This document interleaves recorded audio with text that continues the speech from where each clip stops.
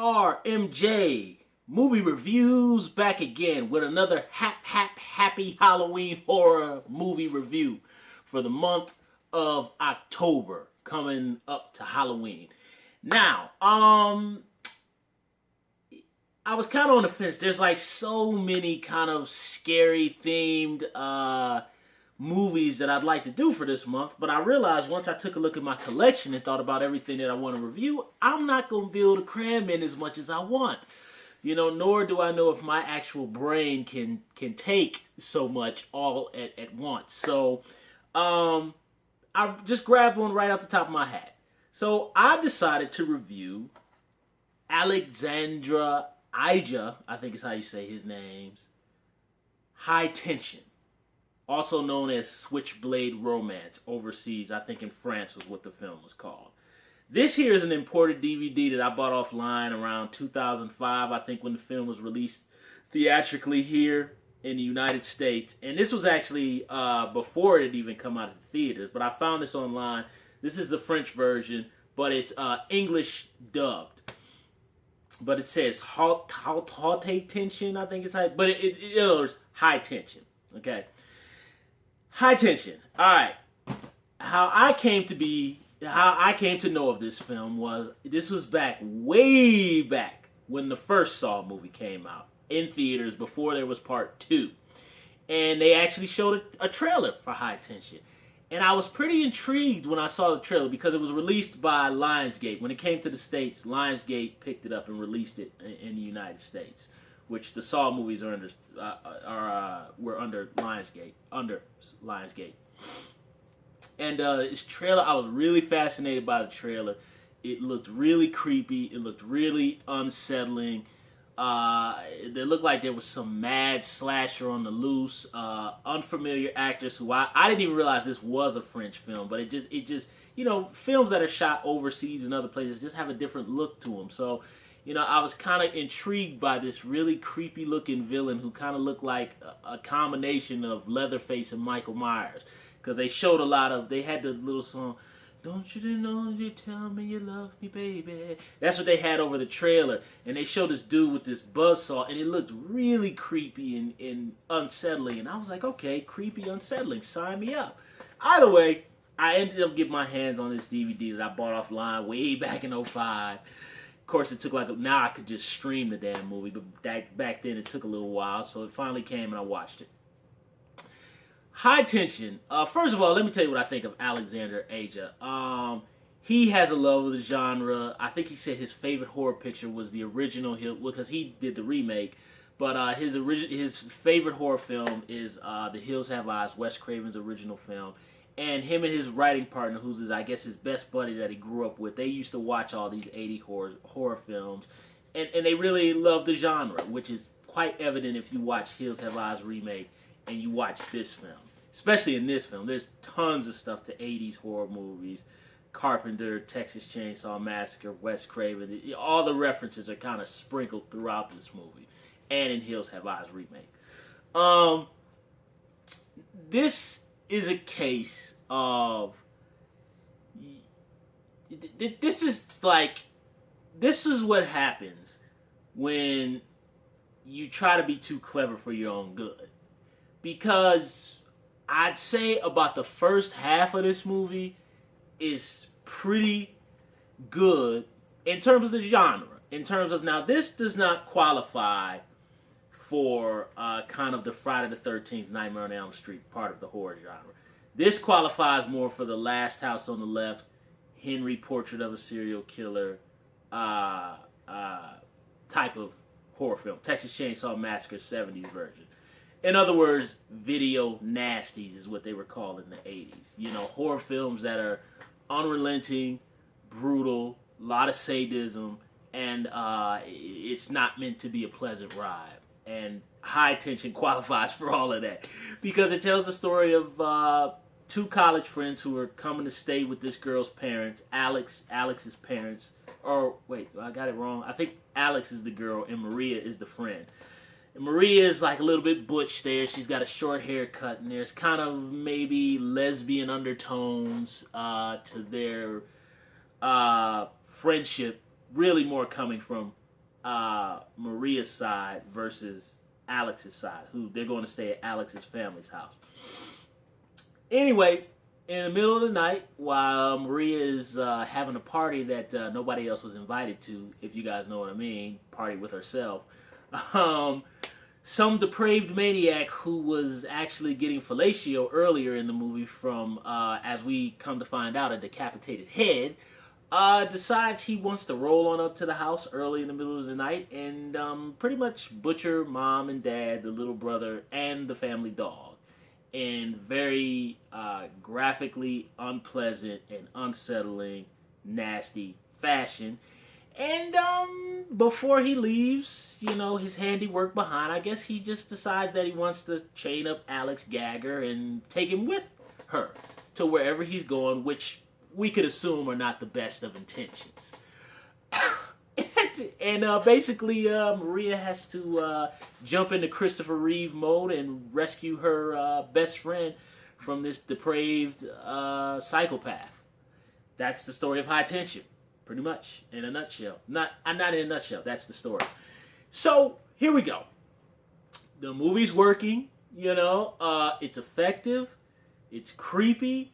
I will say one thing that I had bought this film because it wasn't released in the States yet, so that was the reason I purchased it. Was because I couldn't find anywhere to rent it, And when I saw the film, I thought most of it worked, and I thought for the type of horror film it's supposed to be, like a video nasty, I thought it was good for the genre for the part of the horror genre that it's supposed to be placed in, which is a video nasty. That being said, this is not a film that I watch on repeat viewings.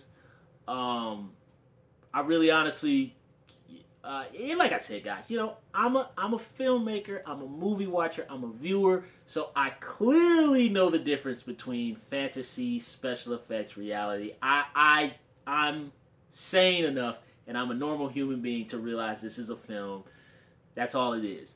That being said, the opening scene that I'm telling you about, where this depraved maniac goes in and kills everybody in the house, it is so effective in what it does, and it's so disturbing.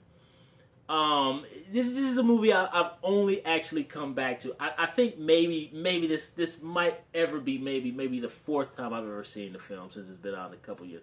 I saw it the first time that I watched it. And then when it came on video in the States, I rented it from the video store because it had a commentary and behind the scenes and all that stuff, which is some very informative information on that DVD. I mean, I rented it from Blockbusters. This is way back then. And I think I had watched it one other time, just like, because sometimes I'll just rewatch stuff again just to see how I feel about it later. But this might be only the fourth time I've ever seen the film, because it's so disturbing, and it's really just that sequence, that opening sequence where it's so frightening. Just the idea of it is frightening, because it just is so unsettlingly close to real life, and how a personality like that would do something like that. That I've only can come back to the film, just even for like right now. I don't even watch the film again just because I wanted to kind of separate up my Halloween horror movie reviews a little bit. So I kind of wanted to do a little bit of the fantasy, do a little bit of the video nasties, do a little bit of the mainstream horror. So I was kind of trying to hit different aspects of the horror genre for the month of Halloween. So that was why I even chose to really watch this film again. But probably outside of that, I'll probably never watch the film again. I contemplating about selling this movie. It's just it's that effective and that unpleasant. Which, for those of you who know me, that's a lot for me to say that. Because I have a pretty high tolerance for films because I know it's fake. But it's so effective, it's so disturbing, it's so creepy that it just, and really I think that's part of one of the reasons the film doesn't fully succeed, is because that opening break into the house and the massacre it's just so overwhelming. It's so overwhelming that I think the movie just really couldn't top that sequence. It's so effective that the movie just kind of, honestly, it's almost like when you ride a roller coaster, right? Although I call high tension far from fun, but you know, when you go on a roller coaster, you get that first big hill and you go woof, but then after that you get tiny hills, tiny hills, tiny hills, tiny hills, and it kind of peters out. That's kind of high tension, you know what I mean? After that opening sequence, the movie just can't top it. And you know, there's like one other kill sequence after that, and the kill sequence in the gas station. You know, sorry guys, spoilers. And the other thing, well, let me continue, and then I'll go back to some other points. But, you know, it's got one other sequence where the killer guy kills a gas station attendant clerk. And that kind of, he kills him with an axe, and it looks kind of silly. But, you know, kind of still slightly effective. You know, the guy falls on the axe, and the killer just steps on the axe and drives him into it. It's like, okay, whatever, that's effective, it's creepy.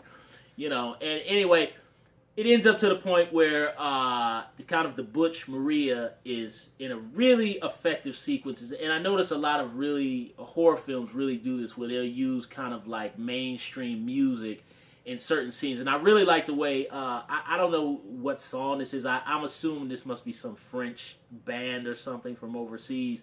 But there's a scene where Maria hops in the gas station attendant's car, and she's chasing after the killer in his little killer van, creepy truck or whatever, with girls' faces pasted on the, it's just sick stuff. But like posted on the what's it called, sun visor of the car, and you know, he's smoking cigarettes and smiling, and he's drinking Jack Daniels. I mean, this guy's totally depraved, and he's got the girl in the back seat, and it looks like he must be some sort of handyman kind of truck, which makes it even more creepier, because it make you think the guy like went straight from like doing plumbing, and then he went like and like killed a house full of people. So that adds to the creepiness too. They don't ever go any far. This movie's simplistic, just very simplistic. But so Maria is chasing them, and they're going through these woods, and it's got this really alternative music, and Maria is looking serious behind the wheel.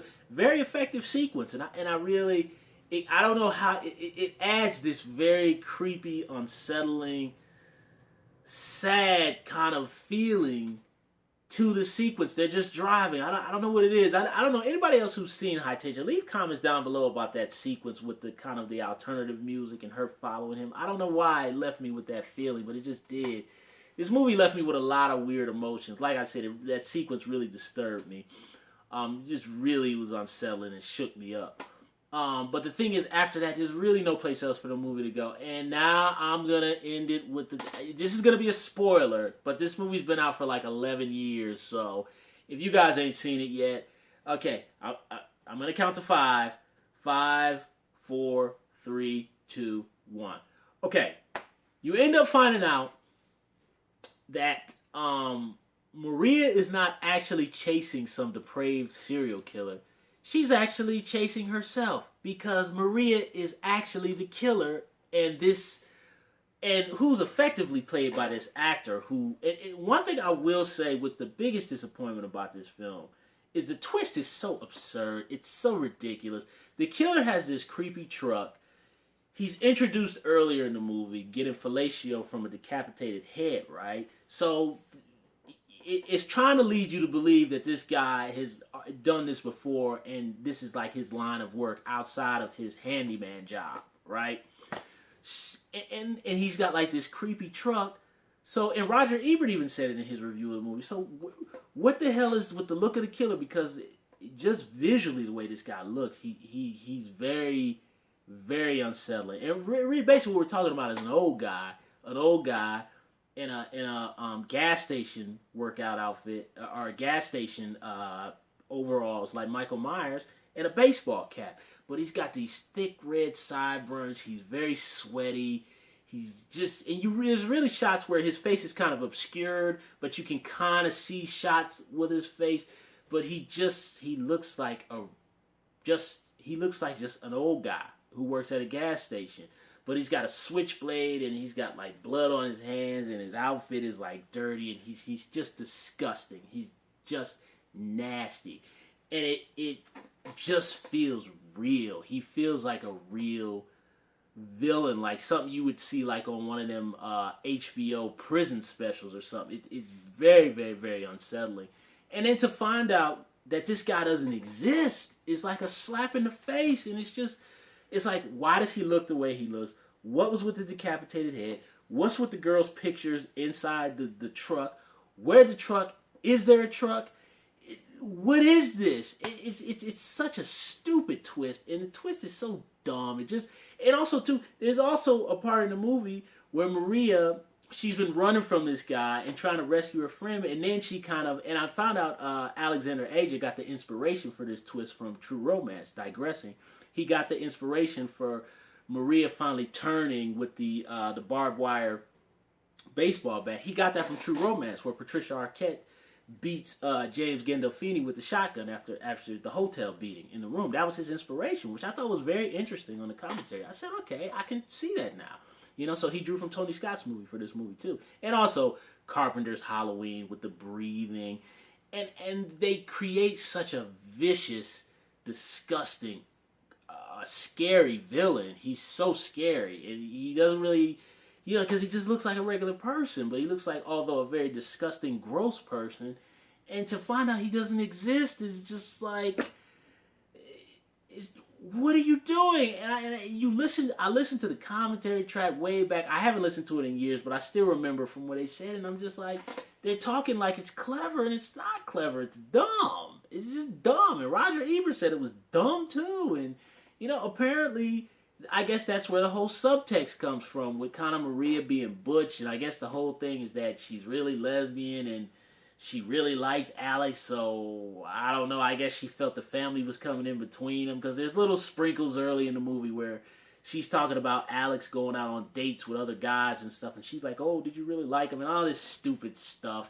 And then at the end of the movie, when Maria's in the psych ward and she's like losing her mind and doing all this stuff, she just goes like, I'll never let anybody come between us. It's stupid. I do not understand why it just couldn't be straightforward. Creepy, disgusting serial killer guy does this horrific act, and Maria has to rescue her friend from him. I just don't see why it just couldn't be that, because the movie was effective in what it did. It was effective in the kill scenes. It was effective with just the sheer brutality of it. I mean, it's so brutal. It is it's just brutal, man. It's just very, very nasty. And it was so effective in what it did in rattling you. It rattled me and made me feel unsettled. To throw in this twist just was like, you had a good nasty horror picture, and I don't understand why they threw that twist in, man. It's not clever, it's dumb, it's stupid, it doesn't connect the dots. I mean, on the commentary they go, well, you can see the shotgun in the background of the house. Okay, but where did the truck come from? What was with the severed head? There's all these things that just don't connect. It's like, okay, so you throw in a couple things in the house and that's supposed to connect the dots. It just, man, I hate when they filmmakers do stuff like this, man, because you had a good picture going for the genre, and then it just, that kills it right there, So, for me, High Tension's a mixed bag. It's a mixed bag. It almost succeeds. The first act of the movie, it totally succeeds in what it's trying to do, which is jack you up and rattle you. And kind of the second act, it kind of peters out a little bit, but it still is attaining my interest. Third act, it just went off the rails, so for horror fans who haven't seen it, hardcore horror fans, a kind of a light, mild recommendation, but ultimately, High Tension that third act just killed it, man. No pun intended. It just ruined the movie, man. But what I can say is that opening sequence and the way this villain is presented here it's truly frightening. It's very frightening and scary. So the movie gets big points for that. And in particular, it gets extra points for the gore because they go grand guignol here. I mean, almost towards, there's some points in the movie where it's almost Evil Dead 1 and Evil Dead 2. Like that's how much blood is spurting everywhere. In particular, I'd probably say the two sequences that really, there's 3 of them that just jacked me up.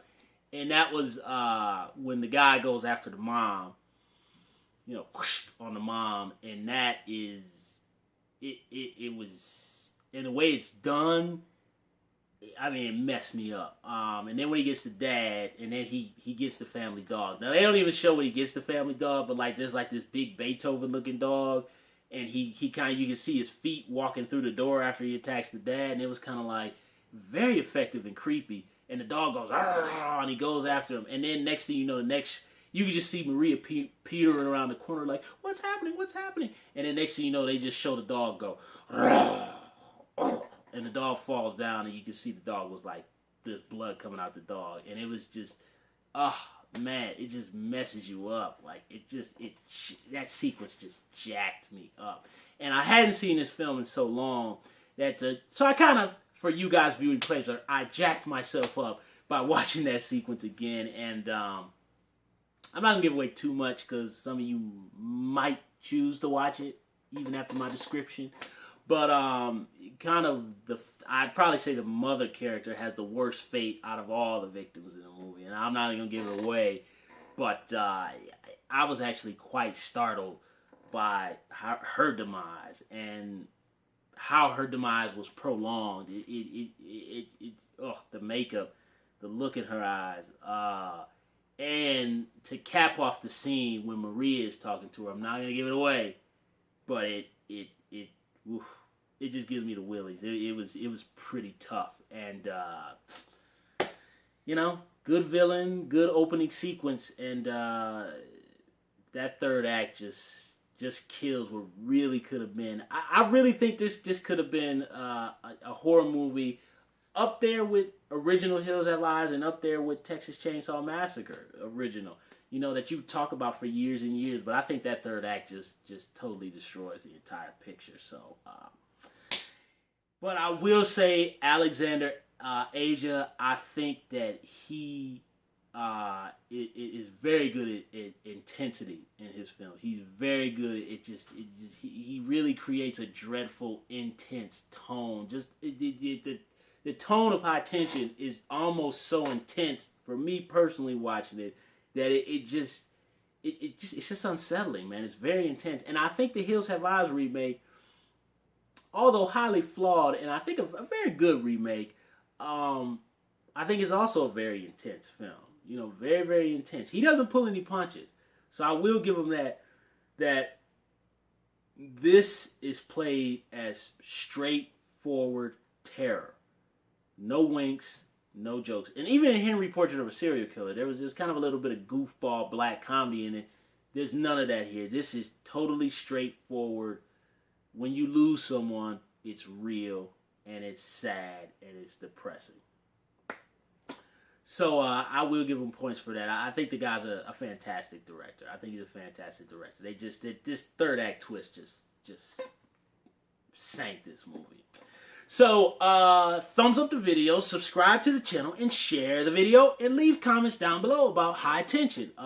Those of you who saw the film, how you feel about it. And how you feel about Alexander Aja as a director. I was actually going to do the Hills Have Eyes remake, but somebody on YouTube just put it up. So, I mean, there's hundreds of people that already did it, but I'm not going to do it now. So, all right, RMJ Movie Reviews. I'll see you guys soon.